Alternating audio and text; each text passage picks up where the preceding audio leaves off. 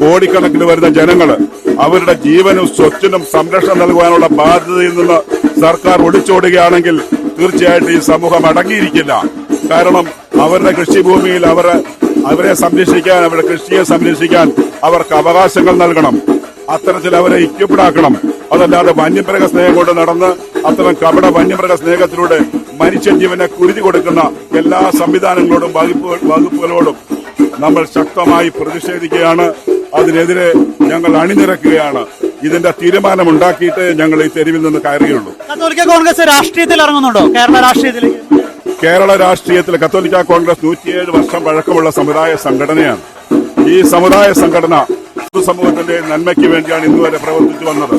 പക്ഷേ രാഷ്ട്രീയ സംവിധാനങ്ങൾ ഇതിനെ തള്ളിക്കളഞ്ഞു കഴിഞ്ഞാൽ സ്വാഭാവിക രാഷ്ട്രീയ പാർട്ടിയാകിയല്ല ഈ സംഘടനയുടെ നേതൃത്വത്തിൽ അത്തരം രാഷ്ട്രീയ പാർട്ടികൾ ഉണ്ടാകുന്നതിനെ കുറിച്ച് ഞങ്ങൾ ചിന്തിക്കേണ്ടി വരും.